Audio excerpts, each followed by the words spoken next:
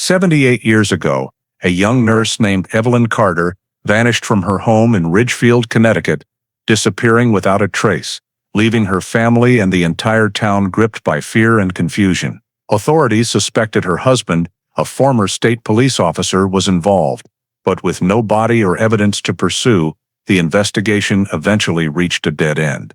Yet, through all those years, a few never stopped questioning what truly happened to Evelyn, clinging to the hope that the truth remained hidden somewhere. Then one day, when the old Carter family home was being renovated, a critical detail overlooked for over half a century was suddenly uncovered, a detail that changed the entire case and sent shivers through the state of Connecticut.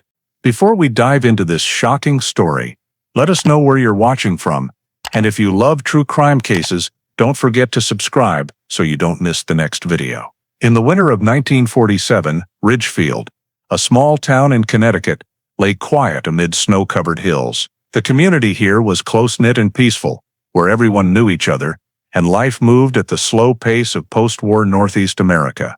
Wooden two-story homes lined the winding roads, with smoke curling from chimneys into the cold air. In the northern residential area of town, the house at 214 Main Street belonged to Daniel and Evelyn Carter. Evelyn, 31 years old, was a nurse at Danbury Hospital, regarded by colleagues as dedicated and meticulous. She had a habit of logging her shift hours and often called home to check in with family when finishing late. On a Wednesday evening in early February that year, she left the hospital shortly after 9 p.m., carrying her purse, patient files, and a gray wool scarf knitted by her mother. The sky was overcast, with light snow falling. Neighbors later recalled seeing her car move slowly down Main Street, turning into the narrow lane leading to her house, its headlights briefly illuminating the white wall before switching off. In the second-floor window, the bathroom light came on, casting a soft glow through frosted glass onto the snow outside. Moments later, the house grew darker, with only the faint hallway light remaining. That night, no one heard any unusual sound. The next morning, snow had fallen thicker, and the streets were silent. When Evelyn didn't show up for her 7 a.m. shift at Danbury Hospital and failed to report her absence, the hospital's HR department took notice. The phone at her house went unanswered. By noon, her sisters stopped by to check. The front door was locked, but the back door was slightly ajar, letting in cold gusts of wind. In the backyard snow, a few small footprints led toward the fence before fading away. Inside, the house was tidy, the kitchen unused. A glass of water sat half-finished on the table, the wall clock still ticked, and the bathroom light remained on. No letters, suitcases, or clothing were missing, and there was no sign she had left intentionally. The family searched the garden and the road leading to nearby Mirror Lake, but found nothing. By afternoon, as hope of her return faded, they called the Ridgefield police to report her missing. The desk officer logged the report and passed the case to the investigation team handling northern Ridgefield. Officer Miranda Lane was dispatched to the scene. A young female officer new to the force, known for her thoroughness in civil cases, this was her first major missing person case. When her patrol car pulled up to 214 Main Street, it was late afternoon, and snow still blanketed the porch steps, undisturbed since morning. Lane noted the locked front door and the slightly open back door, its hinges dusted with dry snow, indicating it had been ajar for some time. She knocked, got no response, and called out for the homeowners. A middle-aged man answered, introducing himself as Daniel Carter, the husband of the missing woman. He appeared calmer than Lane expected for such cases. When questioned, Daniel said he had searched the house and garden, but found no sign of his wife. Lane requested to inspect the interior. The house was neat, quiet, and showed no signs of disturbance. Evelyn's coat hung on the rack, her work shoes sat by the door, and her purse and wallet remained on a chair containing her ID and cash. In the kitchen, a glass with a faint lipstick mark sat beside an open bottle of wine. Lane meticulously noted every detail, observing no indication that Evelyn had left intentionally. As she climbed the stairs to the second floor, she detected a faint smell of chlorine in the air. The bathroom at the end of the hall was slightly open, the tile floor still damp, with a towel and bathrobe discarded on the ground, water spots on the sink, and a wedding ring placed next to a small wine glass. The bathtub held a small amount of water, its sides still slightly warm. Lane asked Daniel to remain in the hallway while she documented the scene. She measured the water temperature, recorded the results, photographed the area, and asked the husband about the last time he saw his wife.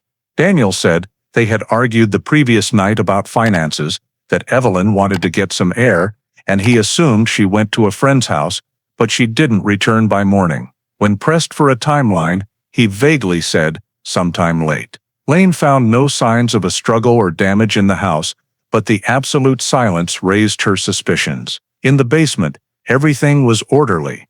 Gardening tools, paint cans, and old bags of cement, all covered in dust. There were no signs of forced entry, no broken windows, and nothing missing. Before leaving, Lane filed a preliminary report, noting bathroom still wet chlorine odor, no signs of voluntary departure. She requested the house be temporarily sealed and samples collected for testing, but her superiors only authorized opening a missing person file, not yet treating it as a criminal case. Lane returned to the station late that evening, completing her initial report. In her notes, she added a brief line.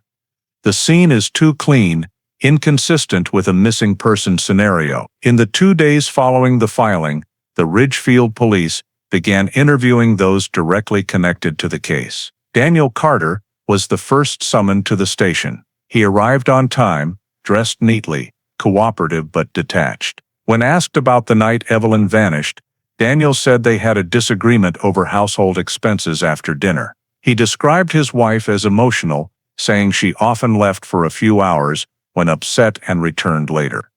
He claimed he heard no unusual noises that night, saw no one entering or leaving, and realized she was gone in the morning. When asked why he didn't report her absence sooner, he said he thought she was at her sister's or a coworker's house. Lane noted his timeline was vague. He couldn't recall the exact time of their conversation or when he went to bed. After questioning the husband, police interviewed neighbors around Main Street.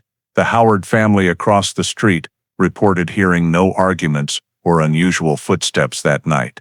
The neighbor next door, Edna Graves, confirmed the Carter house lights stayed on past midnight, particularly the second-floor window. No one in the neighborhood saw Evelyn leave or spotted her on the road that evening. The statements aligned. The house remained quiet all night, with no signs of movement or a car leaving. Lane contacted Danbury Hospital, where Evelyn worked, to verify her schedule and personal state before her disappearance. The head nurse said Evelyn was punctual and had never taken unannounced leave. A close colleague, Grace Morgan, revealed that 2 days before vanishing, Evelyn mentioned preparing for a divorce, having met with a lawyer, and planning to leave the house by spring. This contradicted Daniel's claim that their marriage was fine. Grace also said Evelyn complained about her husband controlling finances and objecting to her overtime shifts. Lane noted possible marital conflict. With the statements compiled, police returned to the Carter house for a thorough scene examination. The house remained untouched since the first visit. The forensic team brought measuring tools and cameras. In the living room, there were no signs of a struggle, with furniture neatly arranged and floors spotless. In the kitchen, the glass and wine bottle were tested, revealing only the fingerprints of the 2 residents. The second floor was unchanged. Towels and a bathrobe on the floor, the bathtub nearly dry, the sink clean, and no blood traces. Forensic technicians used a solution to check for hemoglobin, finding no reaction, suggesting any blood had been thoroughly cleaned. They noted a faint bleach smell, and the walls showed no water stains. The staircase, handrails, and doorknobs were polished, with no foreign fingerprints. The basement held old items, undisturbed, with no signs of intrusion or disruption. Lane surveyed the scene and concluded the house was too orderly for a missing person case. She wrote in her report, "No signs of a struggle or voluntary departure, possible thorough cleanup. Scene photos were printed and attached to the file with witness statements. All evidence pointed to one fact: no one besides the Carters was present at the time of Evelyn's disappearance.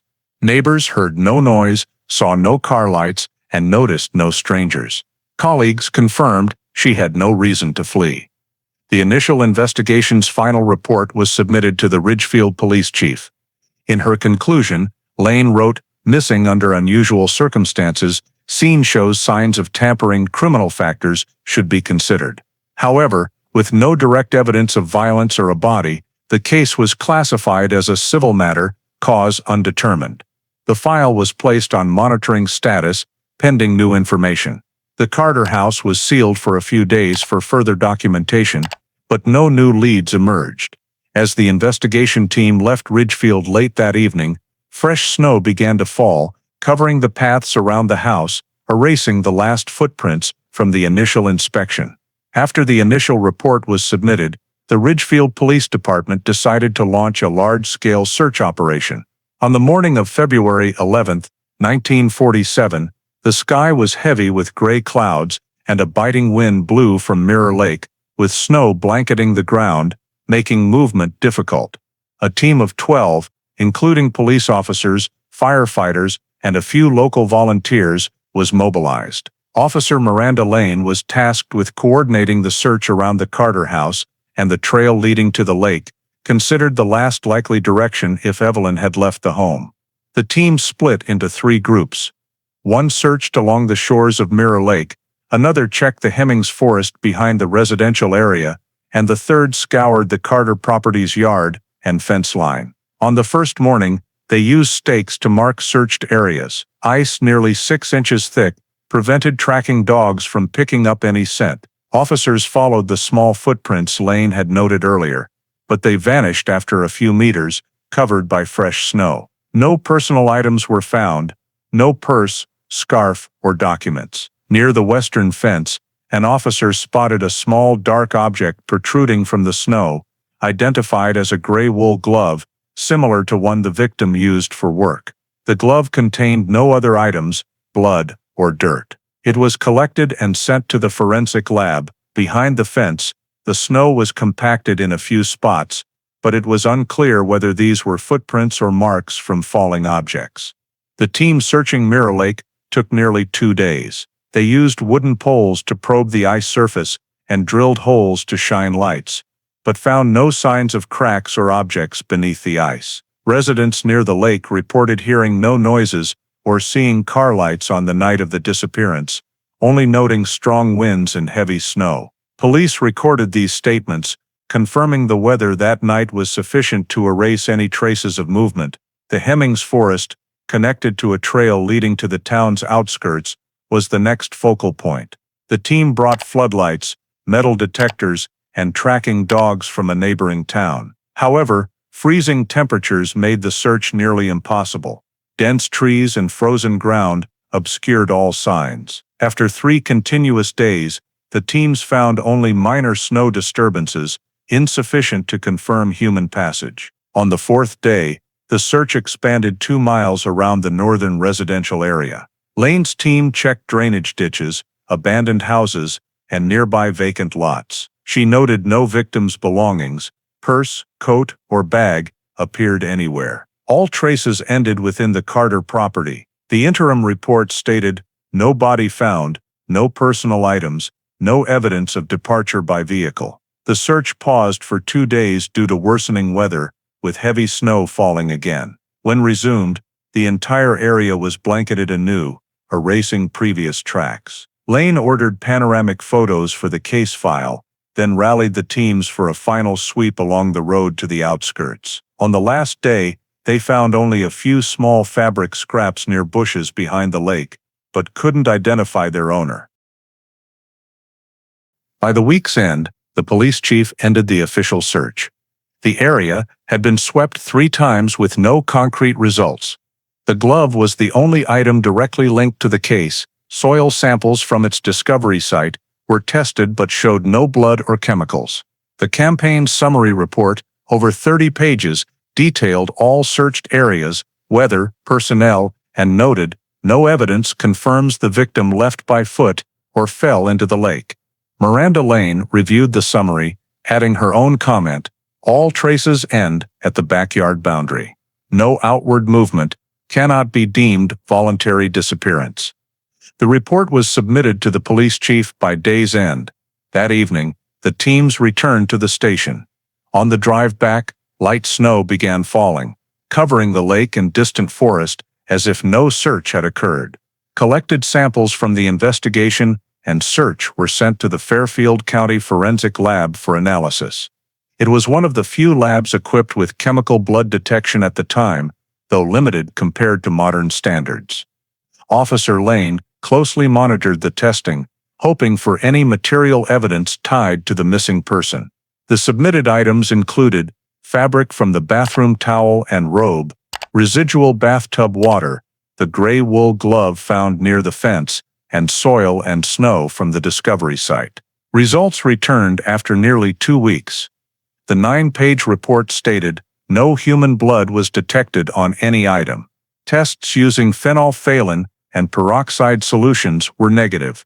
Organic residue on the towel consisted only of soap and chlorine, with no blood proteins or cells. The strong chlorine smell in the bathtub water was identified as a common household cleaning solution used for disinfecting floors and fixtures.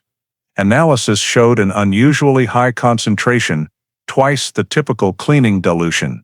Lane noted in her attached memo, possible deliberate use of concentrated solution near the time of inspection. The gray wool glove, the only evidence found outside, bore no clear traces, no blood, no fingerprints, and the fabric matched common New Haven wool, similar to what the victim purchased. Soil inside the glove matched the backyard, suggesting no relocation. Melted snow and ice samples showed no metal or toxins. The forensic team concluded, no basis to confirm violent activity. In the bathtub, lab technicians found only mineral stains on the sides. The water's high pH indicated heavy cleaning agents, potentially erasing organic traces. The bathroom tiles showed no evidence of a third party.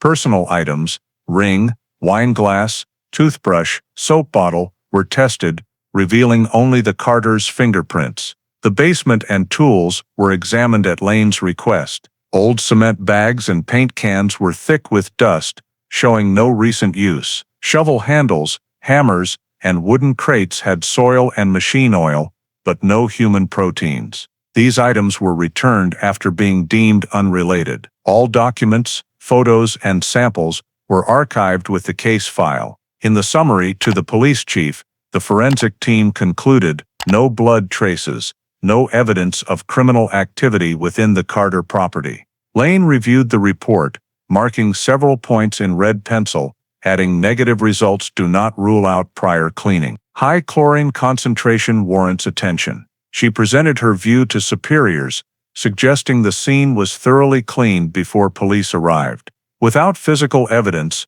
this was noted as an investigative opinion, not an official conclusion. Administratively, the case remained classified as missing under suspicious circumstances. The file wasn't closed, but lacked grounds for criminal charges. The police maintained monitoring status, awaiting new leads or regional reports. A missing person notice was distributed across western Connecticut, detailing Evelyn Carter, female, 31, 5'6", brown hair, blue eyes, often wearing a wedding ring and a silver necklace engraved with EC. No witnesses responded. After nearly a month, the investigation stalled. All evidence was inconclusive without human traces. The final testing report, dated March 3, 1947, stated, no direct criminal evidence found, chlorine odor traced to household cleaner. No signs of third-party presence, case status. Ongoing, not closed. The report was filed in a nearly 200-page dossier, concluding the technician's work. In her personal notebook, Lane wrote, no blood, no traces, only chlorine. Some silences aren't from lack of evidence, but from someone deliberately erasing it. After receiving the test results, Miranda Lane explored other angles to explain Evelyn Carter's disappearance. With no clear criminal evidence at the scene, she focused on the victim's personal habits, relationships, and finances to assess voluntary departure. Lane began with Evelyn's bank records at Ridgefield Savings and Trust, where her salary account was held. Statements from the past 3 months showed regular hospital deposits and small daily expenses, but no unusual withdrawals or large transfers before her disappearance. The account held over $800, untouched after February 9th. Lane noted, no financial preparation for long-term departure. Next, she contacted the local post office to check for recent mail or packages. Staff confirmed no request to redirect mail or send luggage. There were no applications for address changes or bookings for train or bus tickets. This reinforced that Evelyn had no plans to leave town. Lane also checked Ridgefield's train station logs. No one named Evelyn Carter or similar appeared in passenger lists 2 weeks before or after her disappearance. While reviewing collected documents, Lane noted a key detail from the victim's hospital colleague. Evelyn was preparing for a divorce. Lane verified this at the office of Joseph Kent, a local marriage attorney. The secretary confirmed Evelyn had scheduled a meeting for February 14, 1947, but didn't show. The appointment log noted, discuss property division, house and insurance. Kent said he never met Evelyn, but confirmed the voice on the phone matched her description. He assumed she changed her mind when she didn't appear. This heightened Lane's focus on potential family conflict. Lane cross-referenced Daniel Carter's statement. He claimed their marriage was fine and that his wife had no reason to leave. When asked about divorce plans, he curtly said, "That's not true." The contradiction between his statement and the attorney's records prompted Lane to expand the investigation into marital and personal relationships. She returned to Danbury Hospital, interviewing 3 of Evelyn's close colleagues. They confirmed Evelyn spoke of moving out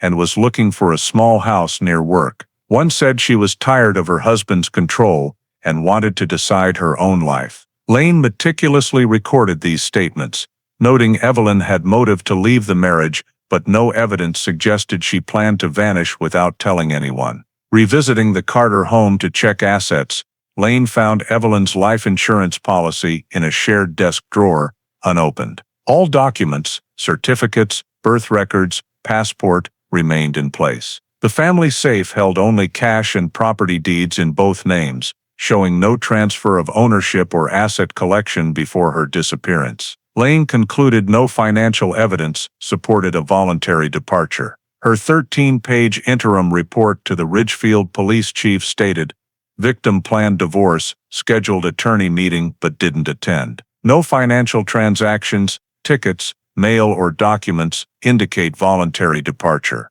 Disappearance likely tied to marital conflict. Lane proposed reclassifying the case from missing person to criminal investigation, suspecting domestic foul play. She argued financial factors, marital conflict, and the clean scene supported this. At an internal police meeting, her proposal was rejected. The chief cited lack of physical evidence and said marital conflict alone isn't enough. The report was filed, but expanded investigation was denied. Lane wrote in her notebook, "No one wants to touch this. No body, no crime, but the scene's silence remains." As the lead investigator, she reviewed every detail, but administrative limits stalled her efforts. Case 47M-128, Evelyn Carter, sat on her desk, marked on hold, awaiting new leads, with no answers to what happened to the woman. By March 1947, the weather warmed and melting snow revealed dark soil patches along Ridgefield's outskirts. Patrol teams returned to Mirror Lake for a final sweep at Lane's request, but found no new clues. A month after Evelyn's disappearance, public interest waned. Local papers published brief updates, noting no criminal evidence, no witnesses, no trace.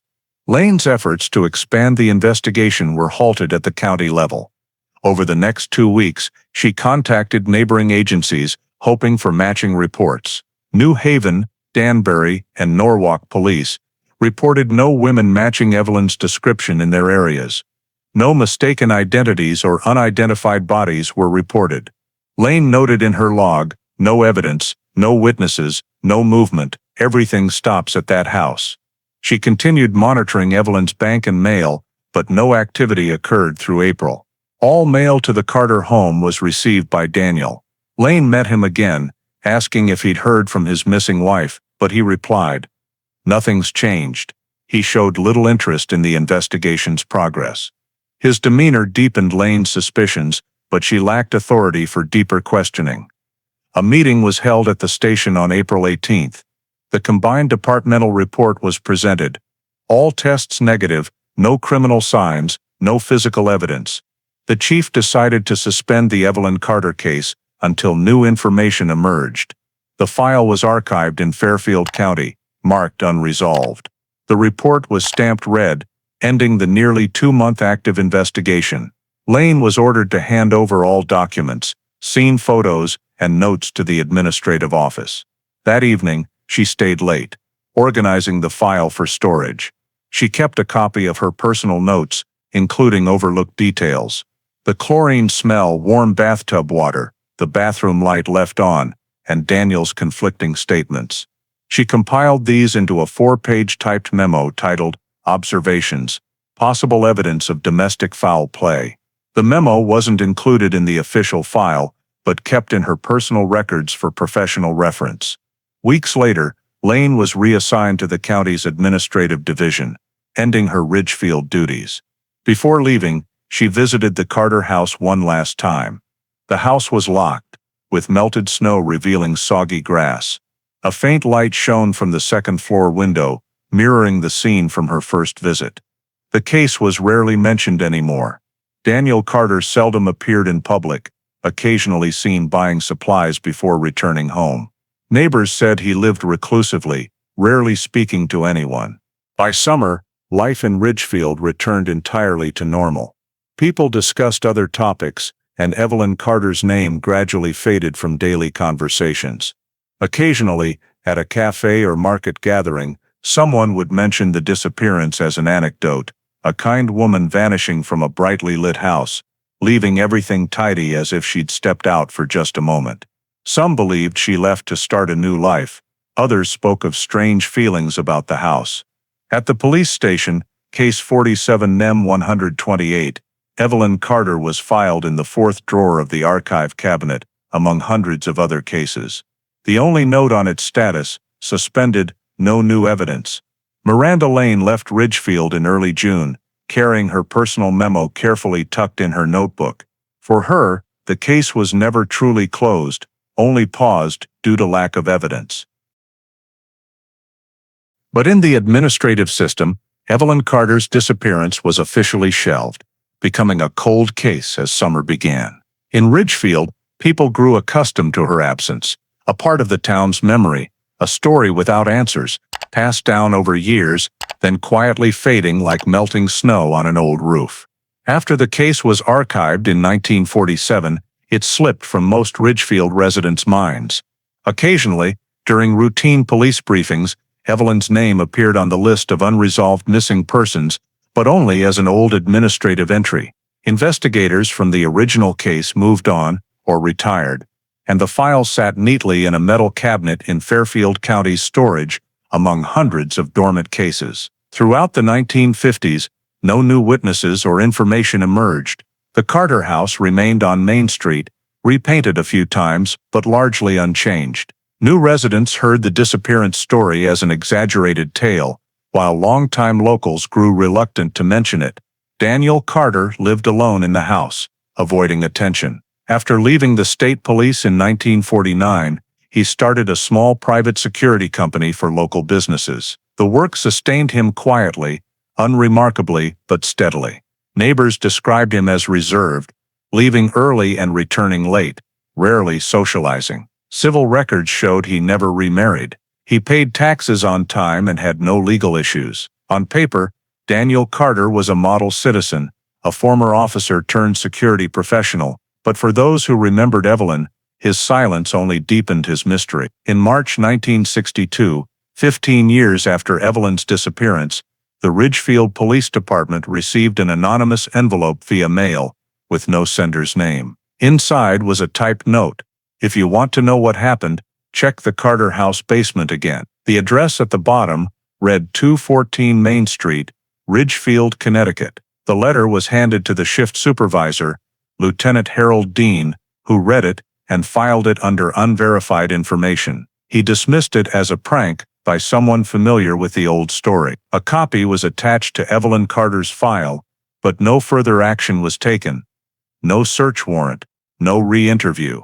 The anonymous letter later became the only document attempting to revive the case in over half a century. In the 1970s, Ridgefield changed rapidly with Connecticut's suburban growth. The population grew, new houses sprang up, and old cases were buried under urban planning. The Carter house stood unchanged on its lot, occasionally repainted brighter, with a new roof, but its interior structure remained the same. Daniel Carter still lived there, rarely venturing out, occasionally hiring someone to tend the garden. Property tax records listed him as the sole owner. Miranda Lane, the original investigator, left the police force in the early 1950s, later working as a clerk for the Fairfield County Court until retirement. Her 4-page personal memo on the Evelyn Carter case remained in her private files. When she passed away in 1989, her family donated her documents to the state archives,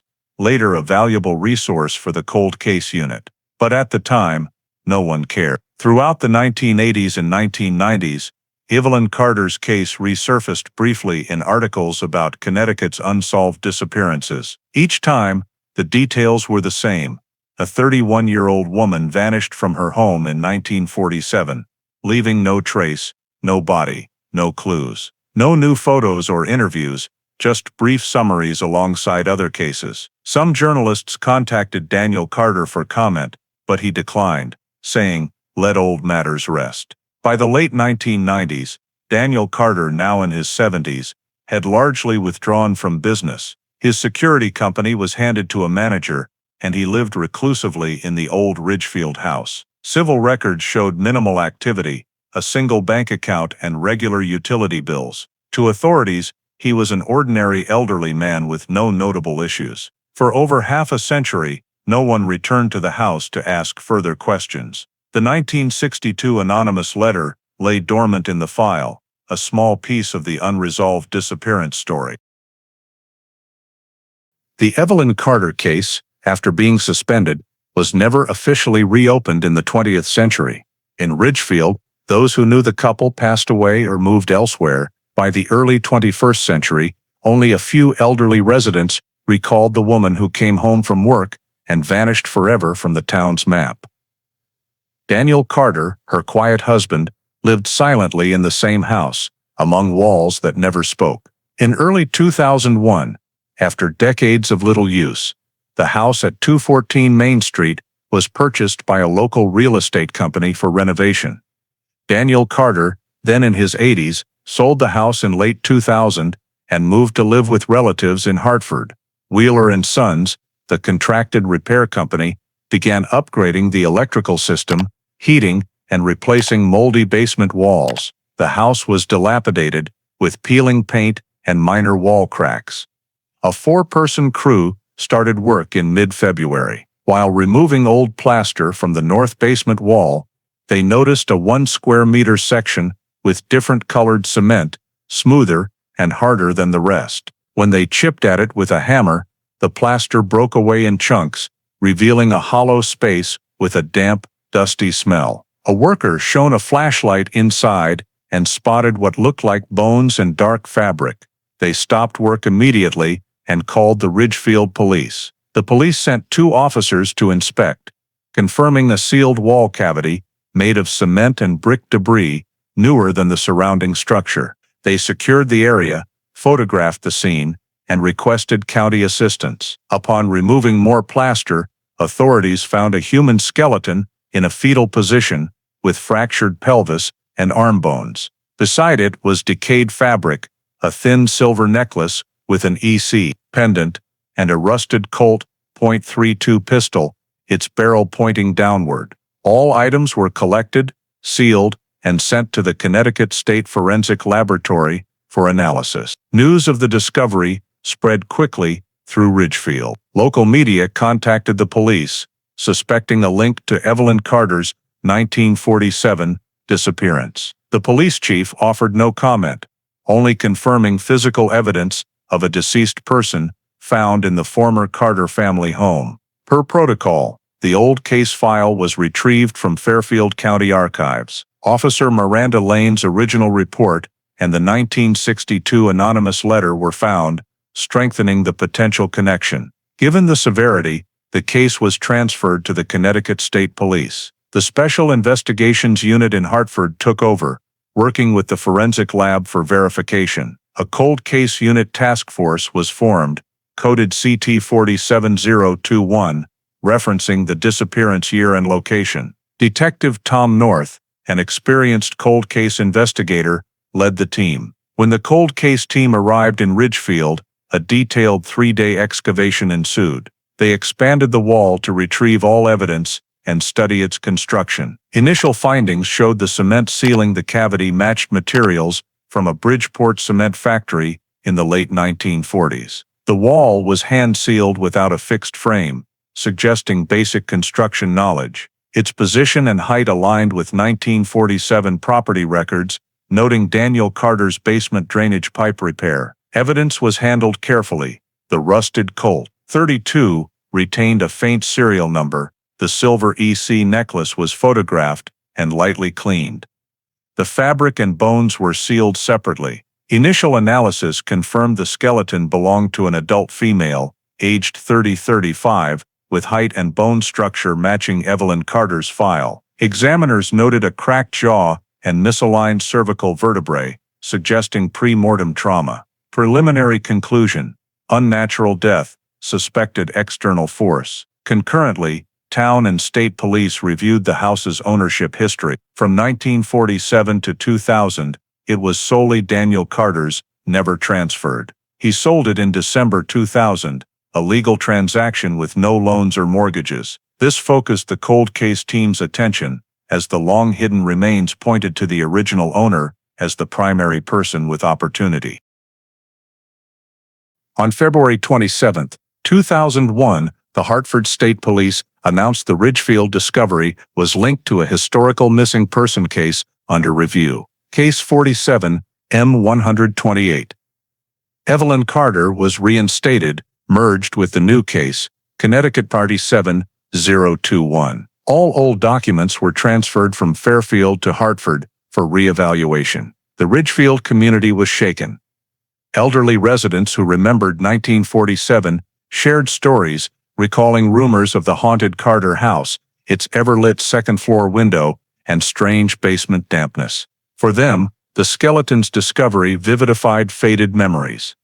The Ridgefield Chronicle published a short article, The Carter House.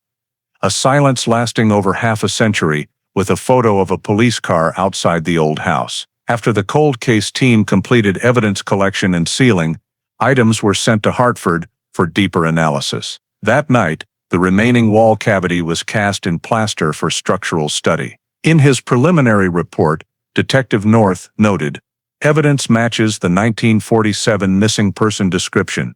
Multiple factors suggest deliberate concealment. Recommend DNA analysis and full original file review." After over half a century of obscurity, Evelyn Carter's name reappeared in Connecticut State Police records, not as a missing person, but as the center of a reopened case, stemming from a sealed basement wall in the house where she once lived.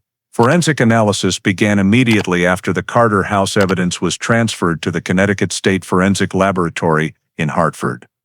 The skeleton, fabric scraps, silver necklace, and Colt .32 pistol were processed separately. Every step was recorded and documented per protocols for historical cases potentially involving serious crimes. The primary goals were to confirm the victim's identity, time of death, and cause of death. The DNA analysis lab used STR sequencing, a recent advancement for cold cases. A rib bone and tooth were sampled for DNA, compared to biological records of living relatives. State Archives held a 1935 medical file with Evelyn Carter's mother's hair sample, sufficient for comparison. After 2 weeks, results confirmed a 99.98% genetic match to Evelyn's maternal line. A report issued on March 19, 2001, stated DNA matches Evelyn Carter's maternal lineage, identification probability, 99.98%. The 1947 missing person was officially confirmed as the skeleton's owner. Next, skeletal morphology was analyzed to determine the cause of death. Forensic examiners found multiple pre-mortem injuries. The lower jaw was fractured leftward, with no healing, indicating trauma at or near death. 5 cervical vertebrae showed slippage, 2 with compression cracks, consistent with forceful strangulation by a soft object or arm. No bullet or stab wounds were found. Other bones, ribs, forearms, pelvis, showed no major trauma, suggesting no prolonged struggle. The forensic report stated, cause of death consistent with asphyxiation by strangulation, combined with jaw and neck trauma. Skeleton arrangement indicates concealment immediately after death. Chemical analysis of the decayed fabric found with the skeleton identified it as thick cotton, typical of 1940s sleepwear. Chlorine and calcium residue on the fabric matched household bleach from that era, supporting the possibility of a cleaned crime scene. The silver EC necklace, cleaned and examined under a microscope, showed faint scratches on the clasp, suggesting it was torn off rather than unfastened. Concurrently with determining the cause of death, the forensic team analyzed the wall materials where the body was found. Samples of cement, mortar, and brick debris were sent to the state's Geological Analysis Lab to trace their origin. Results showed the cement was Portland type, produced at the Bridgeport factory, matching the brand on a purchase receipt signed by Daniel Carter on February 13, 1947. 1 day after Evelyn was reported missing. The bricks and sand in the samples also had mineral characteristics consistent with materials sold at Merrick's Hardware in Ridgefield, where Carter was a customer. The geological expert's conclusion stated, it is not possible to definitively identify who sealed the wall, but all materials fully match the purchase order from the time of the disappearance. The Colt .32 pistol, though heavily rusted, was carefully processed to recover its serial number. After cleaning and optical imaging, the number 59821C was revealed. Fairfield County firearm records, from 1945, confirmed the gun was legally owned by Daniel Carter, registered during his state police service. Examination of the chamber showed the gun was unfired, with no bullet in the barrel. Further analysis found no gunshot residue or soot in the wall cavity, confirming the pistol was placed with the body, but not used as a weapon. The forensic team compiled a comprehensive report, linking all data. The victim's identity was confirmed. Strangulation marks and a broken jaw were noted.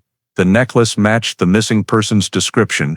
The wall materials aligned with Carter's purchase receipt, and the gun was his property. The 32-page report was sent to the Connecticut State Prosecutor's Office. The final conclusion stated, based on physical and biological evidence, victim Evelyn Carter died from mechanical neck trauma leading to asphyxiation, with the body concealed in a basement wall cavity. Time of death aligns with the night of February 9th to early February 10th, 1947. For the first time in over half a century, investigators had concrete evidence of the woman's cause of death, previously listed only as missing. Modern scientific data reconstructed the initial truth. All findings were filed under Case CT 407021, merged with the original Case 47M128 to form a complete forensic dossier. The forensic team leader's final note summarized, based on all data, this is a deliberate homicide,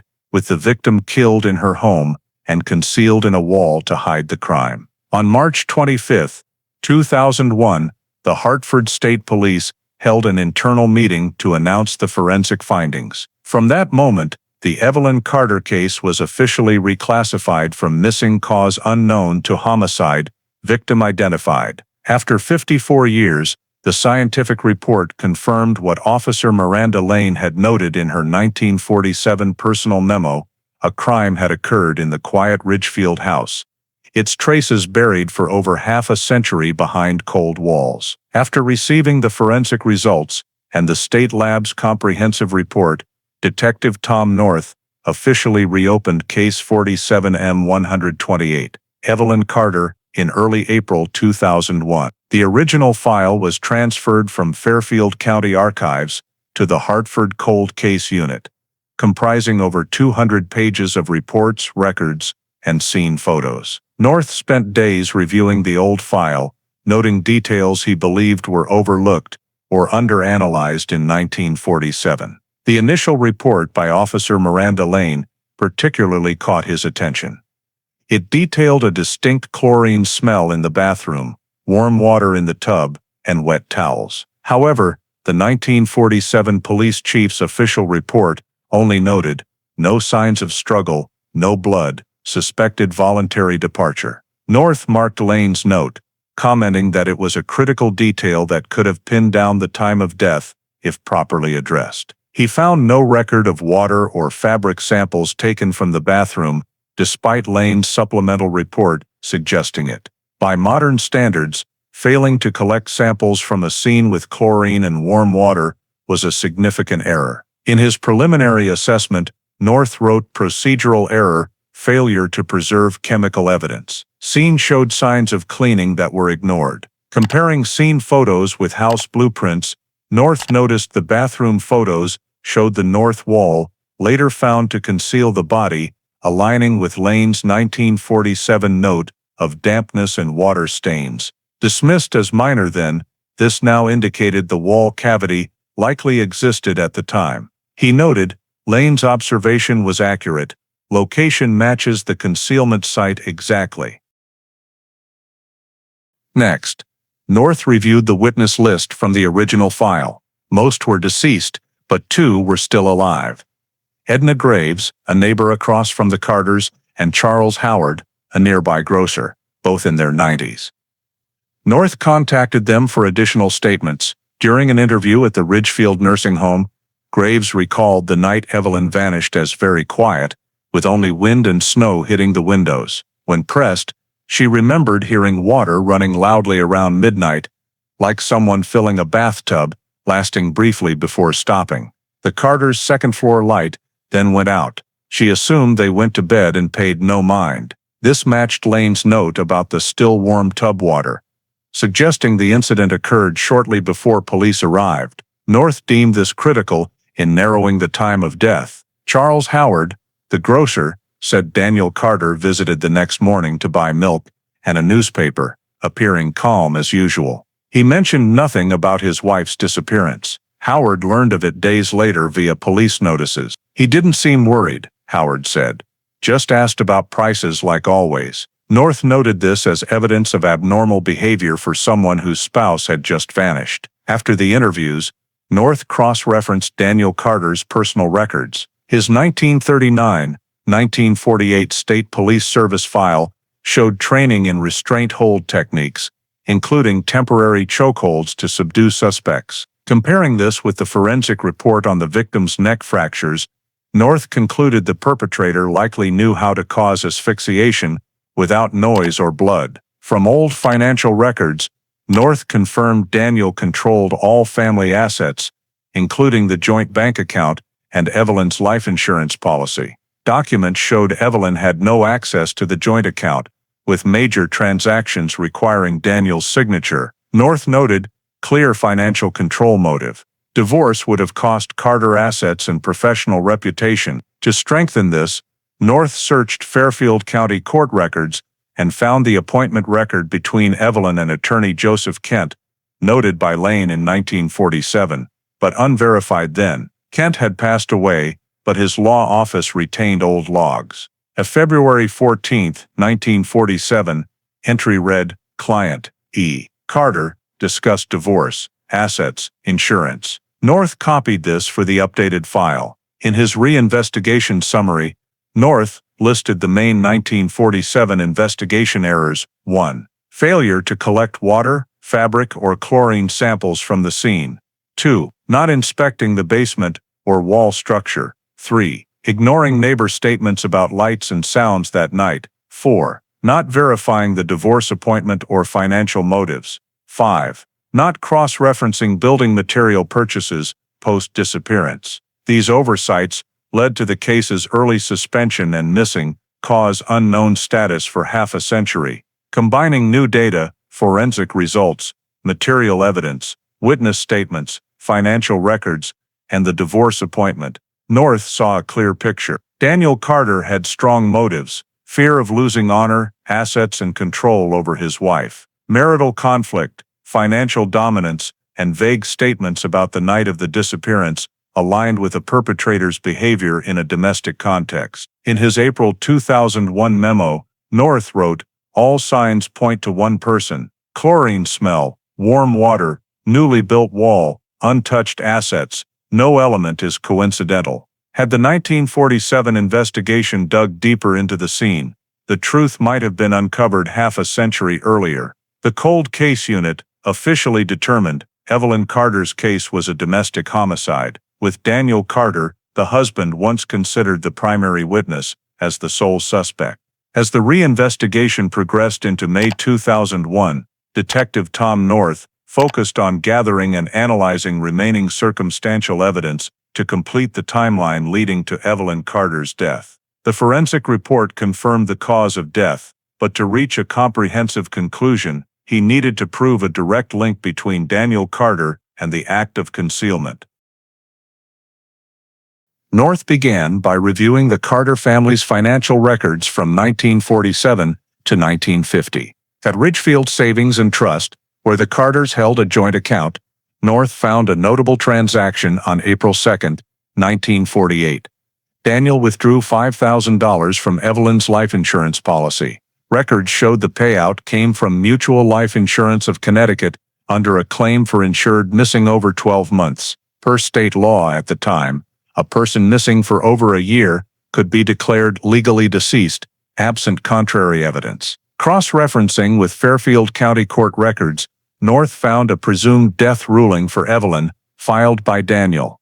His affidavit stated he fully cooperated with the investigation and had no further information. This ruling allowed him to inherit all assets, including the insurance and house. North copied these documents, noting a clear financial motive. Daniel's swift move to secure a presumed death ruling within 14 months showed proactive steps to legally benefit from his wife's death. He wrote, "Motive combines control and financial gain. Insurance claim supports post-crime preparation." Beyond finances, the team sought additional physical evidence tied to the basement wall construction. Reviewing records from Merrick's Hardware in Ridgefield, they found a handwritten receipt dated February 13, 1947, 2 days after Evelyn's disappearance. It listed Daniel Carter as the buyer, purchasing 2 Portland cement bags, 10 red bricks, a mortar bucket, and a small shovel. The payment matched a bank withdrawal that day. The receipt was preserved due to the store's old accounting ledgers, now part of a local historical collection. North obtained the original after archive approval.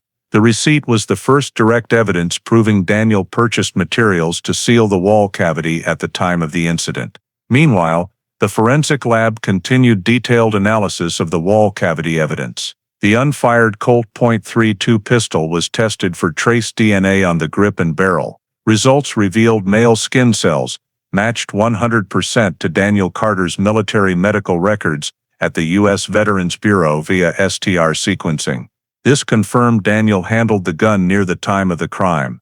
Though not the murder weapon, its DNA linked him to the scene when the body was concealed. Searching Daniel's personal records from the house's attic before its sale, North found a wooden box with letters, diaries, and administrative papers. Letters to former state police colleagues showed Daniel complaining about his wife, using terms like ungrateful, stubborn, and disobedient.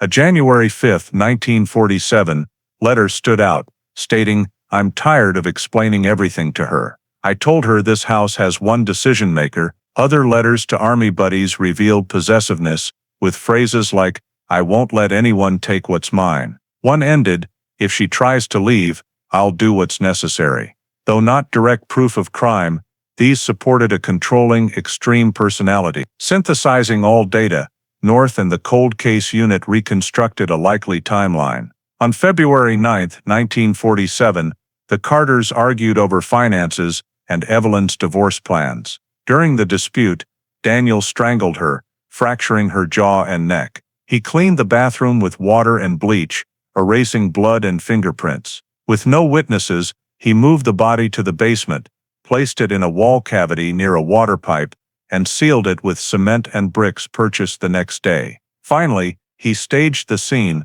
leaving lights on and the door ajar, to suggest Evelyn left voluntarily. This was supported by the 1947 scene report, the 1962 anonymous letter, and 2001 physical evidence. North outlined a 5-step sequence: 1. Prolonged argument leading to violence. 2. Death by strangulation. 3. Scene cleanup with chlorine. 4. Body concealment in the wall, with materials bought soon after. 5. Staging a fake departure scene. Each step was backed by evidence, neighbor testimony about water sounds, the material receipt, DNA, personal letters, and financial records. In his June 2001 report conclusion, North wrote, "All evidence points to Daniel Carter having clear motive and opportunity, with deliberate actions to erase traces. The material purchase, insurance claim, and sole home ownership for over half a century demonstrate long-term concealment intent. No factors suggest a third party." The nearly 80-page report, accompanied by over 30 evidence appendices, was submitted to the Connecticut State Prosecutor's Office. In the conclusion, North wrote with firm conviction, "The sequence of events is fully established, from domestic conflict to murder, concealment, and staging the scene. The case could have been resolved in 1947 if initial details had not been overlooked." With this document, the investigation shifted from re-evaluation to determining criminal responsibility, laying the foundation for examining Daniel Carter's actions under the law after over half a century of concealment. Once the forensic results and re-investigation report were finalized, the cold case unit moved to verify the suspect's identity. Daniel Carter, then 82 years old, was living in Hartford in a senior residential community near the Blue Hills Commercial Center. He lived alone in a small apartment, occasionally assisted by a nephew. Administrative records listed him as a retired state police officer with no criminal record or civil violations. However, with the newly established chain of evidence, Carter was no longer an ordinary citizen, but the primary suspect in Connecticut's oldest homicide case. Detective Tom North proposed discreet surveillance to his unit chief. Given the suspect's advanced age, they opted for light monitoring to avoid community attention. 2 officers were assigned to observe Carter's behavior and routines over 3 weeks. They noted he rarely left home, taking short morning walks around the neighborhood and visiting a nearby grocery store. No unusual activity or suspicious contacts were observed. However, the team needed an independent DNA sample to strengthen the case and avoid legal disputes over the validity of older evidence. North obtained a warrant for discard collection DNA, gathering items publicly discarded by the suspect. One morning in early July, while Carter visited a local barber shop, an officer waiting outside obtained hair clippings from the floor with the barber's consent. The sample was sealed and sent to the Hartford lab for analysis. Results showed the STR gene sequence matched the DNA on the Colt .32 pistol's grip found in the wall cavity. The report concluded, probability of matching another individual is less than 1 in 5.8 billion. This became the first biological evidence directly linking Daniel Carter to the scene where Evelyn Carter's body was found. Concurrently, the team gathered additional records of Carter's post-1947 behavior. Administrative files showed he had taught restraint techniques at the State Police Academy, including chokehold and restraint hold methods, which forensic evidence suggested caused the victim's death. Combined with the DNA evidence, financial motive, and letters revealing an extreme possessive personality, the case met legal grounds for an arrest warrant. On August 6, 2001, North submitted a 27-page formal request to the Connecticut State Prosecutor's Office, listing all physical, biological, financial, and psychological evidence and proposing charges against Daniel Carter for murder in the second degree and evidence tampering. The prosecutor approved the arrest warrant on August 7th, which was endorsed by the Hartford court that morning. At noon that day, 4 cold case unit officers, accompanied by local police, arrived at Carter's apartment complex. When they knocked, he opened the door calmly, showing no surprise. North read the arrest warrant, explaining the charges and rights. Carter nodded and asked only, "Are you here about 47?" He did not resist and was escorted to the Hartford station in silence. The process was recorded per protocol. News of the arrest spread within hours. The Hartford Courant ran a bold headline, 1947, cold case. Former officer arrested in wife's murder. Local television broadcast images of the silver-haired, frail man in handcuffs leaving the apartment building. For Ridgefield residents, the news was shocking. For years, Daniel Carter was seen as a pitiable widower living quietly after tragedy. No one imagined the former officer as a suspect in a case that haunted the town for half a century. After his arrest, Daniel Carter was taken to a special interrogation room at the Hartford State Police Station on the morning of August 8, 2001. Detective Tom North and Cold Case Unit Prosecutor Julia Marks conducted the recorded interrogation. Despite his age, Carter remained composed, dressed neatly, with a hoarse but clear voice. After being read his rights, he confirmed understanding and agreed to answer within limits. The interrogation began at 9:15 a.m. and lasted nearly 4 hours. North opened by asking directly about Evelyn Carter's 1947 disappearance. Carter looked down, pausing. "I told the police back then. I don't know where she went." When North noted her body was found in his home's wall, Carter's eyes flickered briefly before he responded slowly. "If someone was dead in my house, I didn't put them there." This was recorded as inconsistent denial. North presented forensic findings, fractured neck bones, strangulation marks, and the building material receipt matching the disappearance date. Carter sat silently, hands clasped, neither confirming nor denying. When asked about the Colt .32 pistol, Carter said it was issued during his police service, kept at home, never used. North showed a copy of the DNA match between the gun's grip and Carter's recent hair sample. Carter shrugged. "Of course my DNA's there. It's my gun." When asked why it was found beside the body in a sealed wall cavity, he fell silent, stared at the paper, and whispered, "Don't remember." The interrogation shifted focus. Marks asked about the Carter's marriage before Evelyn vanished. Carter admitted to arguments over money and divorce, but called them normal disagreements. When the prosecutor cited his letters stating, "If she tries to leave, I'll do what's necessary," Carter responded slowly. "People say things when angry. Doesn't mean they do them." Asked about the 1948 life insurance withdrawal, he said, "The law allowed it. I followed procedure, but couldn't explain rushing the presumed death filing within a year." In the final confrontation, North presented the reconstructed timeline, argument, murder, cleanup, concealment, and staged scene. He read each step, emphasizing physical, financial, and witness evidence. Carter remained silent throughout. After North finished, the room stayed quiet for nearly a minute. Then Carter said softly, "She didn't deserve to die, but things got out of hand." This was recorded as an indirect admission. Marks asked him to clarify, but Carter only said, "I'm tired. I've lived long enough to see the past come back." The interrogation paused at 1 p.m. when he declined further questions. After the initial interrogation, North obtained a warrant to search Carter's Hartford apartment. They recovered old keepsakes, including an album with Evelyn's photos, a marriage certificate copy, and handwritten notes echoing the possessive tone of his earlier letters. No decisive new evidence emerged, but these supported the behavioral profile. The next day, investigators met Carter again with his court-appointed lawyer present. North revisited the statement about things got out of hand.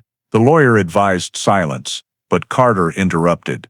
She wanted to leave, and I couldn't stand it.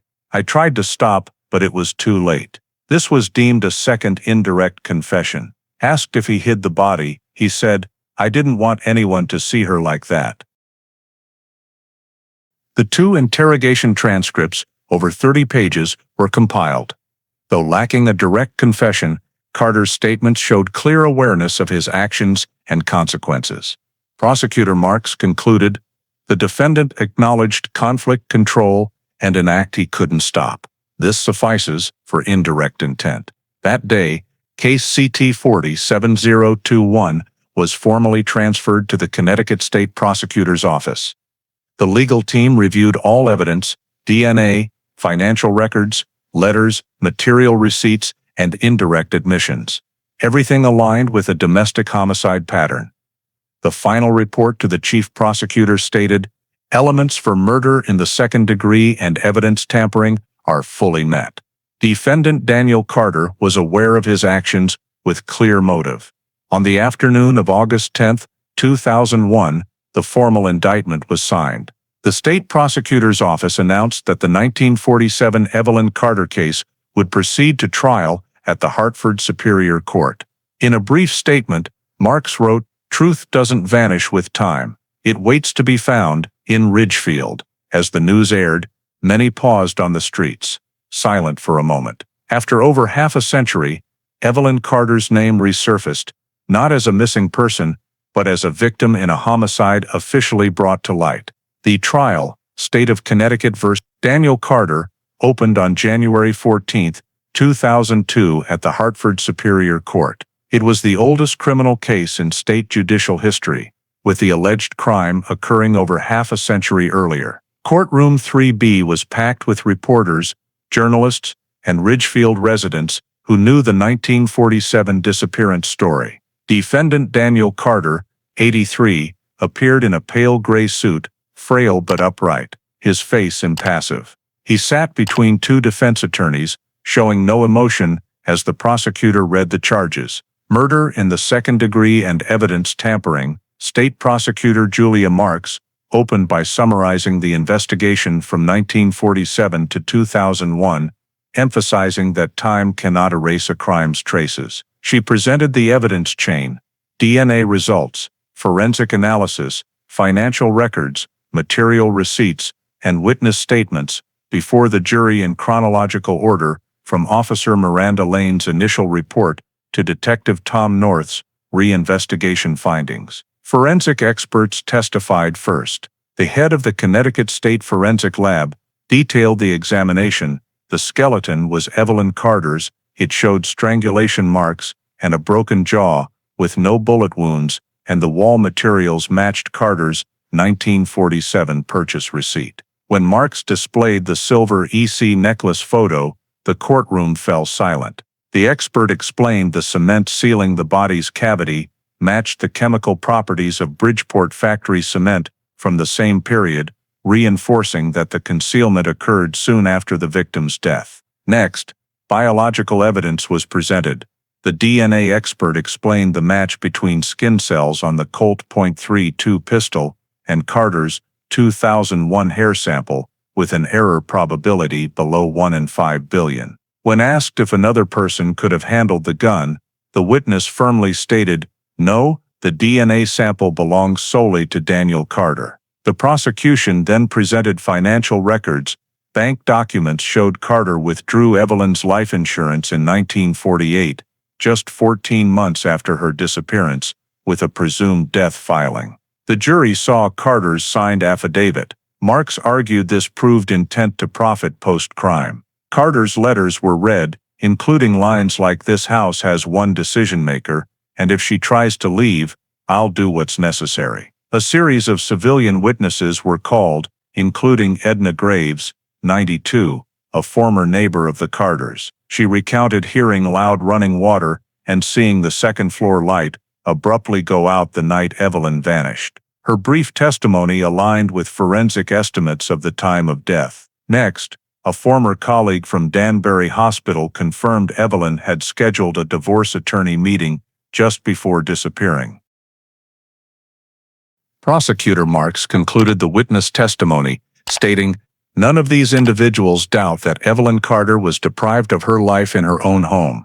When the defense took the floor, Carter's two attorneys argued that while physical evidence was strong, it lacked directness. They emphasized, no eyewitness saw the murder, no blood remained, and the exact time of death couldn't be pinpointed beyond estimation. They also argued that Carter, in his 80s, couldn't reliably recall or respond to allegations from over half a century ago. One attorney told the jury, "We are trying memory, not a man. Time has blurred the line between hypothesis and truth." The prosecution countered that the case rested not on memory, but on science and records. Marks stressed, "Not one element in this file is speculative. Every detail is proven by DNA, finances, and consistent testimony." She presented North's timeline: argument, strangulation, cleanup, concealment, and staged scene. When photos of the basement scene and dismantled walls were shown, the courtroom grew heavy. Some audience members, Ridgefield residents included, cried at the sight of the silver necklace in the dust. In the final rebuttal, the prosecution played Carter's interrogation footage where he said, "She didn't deserve to die, but things got out of hand." Marks faced the jury and said slowly, "These are not the words of an innocent man. These are the words of someone who lived a lifetime in silence, believing time could hide guilt." The trial spanned over 3 weeks, with 17 witnesses and nearly 50 exhibits presented. Media coverage was relentless, dubbing it Ridgefield's awakened history.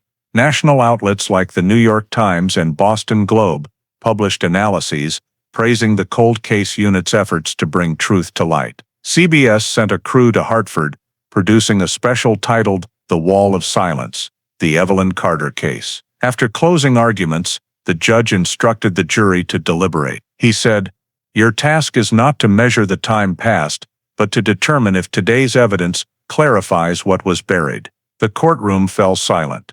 Daniel Carter sat still, eyes fixed on the wooden table, his frail hands clenched. After half a century, the past he concealed was exposed in the most public legal arena. After 3 days of deliberation, on the morning of February 7, 2002, the Hartford Superior Court jury returned with their verdict. The courtroom was utterly silent, save for the clerk's pencil scratching. Daniel Carter, 83, sat between his attorneys, hands gripping the table's edge, his gaze vacant. As Judge Ronald Hale called the case, State of Connecticut vs. Daniel Carter, everyone stood. The judge asked the jury foreperson if a verdict was reached. A silver-haired man in the front row stood, his voice steady. "Your Honor, yes, we unanimously find the defendant Daniel Carter guilty of murder in the second degree as charged." A brief silence, stretched for seconds, followed by murmurs. Carter showed no reaction, only closing his eyes briefly. Behind him, Prosecutor Julia Marks bowed her head, while Detective Tom North, who pursued the case for nearly 2 years, gripped his notebook tightly. The judge called for order and read the verdict. The jury finds the defendant guilty of murder in the second degree. The lesser charge of evidence tampering will be merged for sentencing. He ordered Carter to stand for the judgment. Carter rose slowly, back slightly hunched, the courtroom lights reflecting off his silver hair. Judge Hale began sentencing with a statement. "The court finds that, though the crime occurred over half a century ago, the presented evidence transcends time. Evelyn Carter, a 31-year-old woman, was deprived of her life and buried in her own home, while the defendant chose silence for over 50 years." He paused, flipping through the thick file, then continued.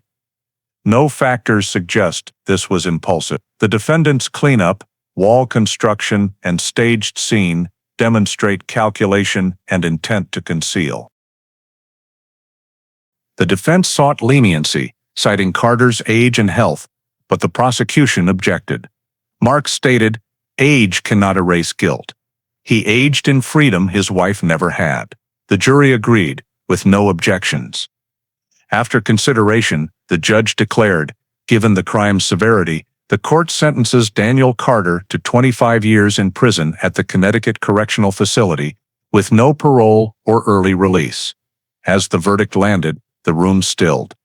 Some audience members wept. For Ridgefield attendees, those who witnessed the 1947 disappearance as youths, a piece of history closed. Carter was escorted out. Passing the prosecution, he turned slightly, his expression indifferent, and muttered just loud enough to be heard, "It's finally over." Post-trial, Marks held a brief press conference in the courthouse hallway. Before dozens of reporters, she said, "Justice may be delayed, but not forgotten." The Evelyn Carter case proves truth endures in the smallest traces. She praised North and the cold case unit, calling it a triumph of perseverance and faith in justice, no matter the time passed. Media coverage exploded. Major outlets ran bold headlines. Justice after 54 years, ex-officer convicted in wife's murder, Ridgefield 1947. Case closes with historic verdict. TV stations replayed Carter leaving the courthouse and the judge's words. Many Connecticut residents sent letters to the Hartford police, thanking the cold case team. In Connecticut's judicial records, the case was noted as the Evelyn Carter case, longest resolved cold case brought to trial in state history. It was the oldest cold case investigated, prosecuted, and convicted in state history, spanning 54 years from disappearance to sentencing.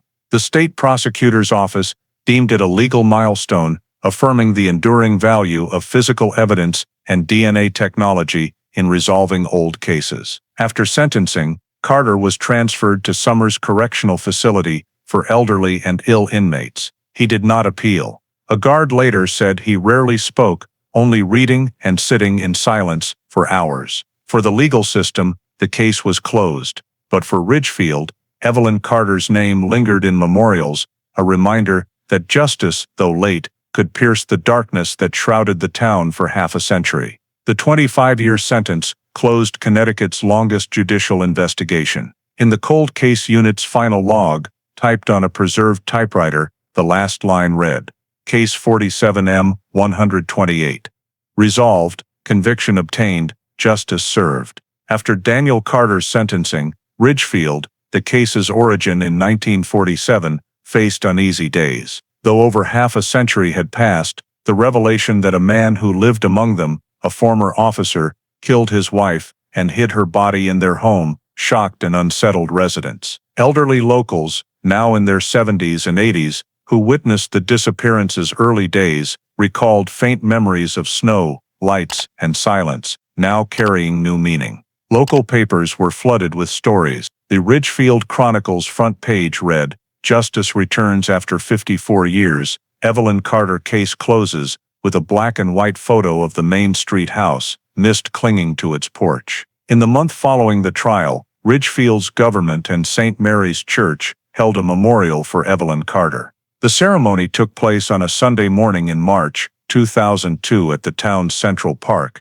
where bare oaks swayed in the cold spring breeze. Over 100 residents attended, including younger generations unfamiliar with the case, but told by parents, alongside reporters who covered the trial. A small plaque was erected near the park's walkway, inscribed, Evelyn Carter, 1916-1947, taken but not forgotten. Justice delayed is still justice. Hartford State Police Representative Detective Tom North gave a brief speech. Sometimes our work isn't just finding culprits, but restoring truth for those forgotten. In the following days, national media portrayed the case as proof of the power of archiving and reinvestigating old cases. The New York Times ran an editorial, Half a Century of Silence. How Ridgefield Remembered. The Washington Post called it a rare example of justice undiminished by delay. Time magazine devoted 2 pages to DNA's role in solving cases, stating, not all old cases find closure, but Evelyn Carter's shows persistence and respect for records can revive buried voices. Ridgefield's community had mixed reactions. Some who knew Daniel Carter struggled to accept the polite, quiet man they met on the streets as a killer. Most, however, felt the verdict was necessary, not only for Evelyn's justice, but to restore the town's honor. On local forums, many wrote, we lived with a house hiding a secret for over 50 years. Now, it's no longer a shame but a reminder of truth's duty. The Carter House, a symbol of tragedy, sparked debate through spring. After the trial, Fairfield County ordered its demolition due to severe structural decay. In June 2002, excavators began tearing down the remaining walls. Some locals watched silently from under trees. As the final bricks fell, dust rose, and a few elderly residents bowed their heads in prayer. The lot was later redeveloped into a small park along Main Street. With young oaks and stone benches, a small memorial plaque near the entrance read, "On this land, truth was found." Local schools incorporated the case into civics curricula as an example of justice and forensic sciences progress. Connecticut's public television produced a documentary, The Wall in Ridgefield, aired in late 2002, recounting the case through witnesses, investigators, and residents. It won a state media award the following year. Many viewed it not as a crime story, but a reminder that even well-hidden pasts can be awakened. By fall 2003, a year after sentencing, the Connecticut Historical Commission recognized the Evelyn Carter case as a state judicial landmark, listed among historical case records. The Cold Case Unit's report was archived in Hartford's public library and displayed at the Ridgefield Historical Society, where visitors could view copies of receipts, letters, and the silver necklace found in the wall. As 2004 closed, the case transcended law to become a community story about delayed justice, but also memory's endurance. The Hartford Courant wrote in a commemorative piece, "Delayed justice cannot revive the lost, but it makes us believe every untold story can be found if someone keeps listening." In Ridgefield that winter, snow fell again, blanketing the small park where the Carter house once stood. By the stone plaque, someone left a white chrysanthemum and a handwritten note. "Evelyn, we finally heard you." After 54 years of silence and a year of trial, her case became Connecticut's symbol of delayed justice, proof that truth, though buried, waits for the right moment to be named. The Evelyn Carter story is not just a cold case solved after over half a century, but a powerful reminder of truth's value, personal responsibility, and a community's role in confronting domestic violence, a persistent issue in America today. Evelyn embodied a mid-20th century woman seeking freedom and independence, trapped by a controlling marriage and silence. Daniel Carter, her husband, represented patriarchal dominance, turning love into possession. Unable to accept her desire for divorce, he erased her from life, and for over 50 years, society's silence let the truth stay buried behind a wall. In modern America, this story reflects a deeper issue: domestic abuse, often hidden behind orderly, normal facades. It reminds us that silence is never neutral. When communities, neighbors, or authorities ignore small signs like chlorine smells, unlit lights, or arguments, they unwittingly prolong pain. The case's greatest lesson is the importance of trusting intuition, noting details, and acting early. Officer Miranda Lane, who alone asked questions when others moved on, symbolizes professional duty and human ethics. In today's America, with advanced technology, data, and forensics, what's sometimes missing isn't tools, but commitment to truth. In law, media, or personal life, Ridgefield's lesson rings clear. Justice may come late, but only if we never stop listening, remembering, and questioning when others choose silence. Thank you for following this story to its end, where justice, though over half a century late, found its way back. Subscribe to our channel to explore more true crime cases where the past still whispers to be heard.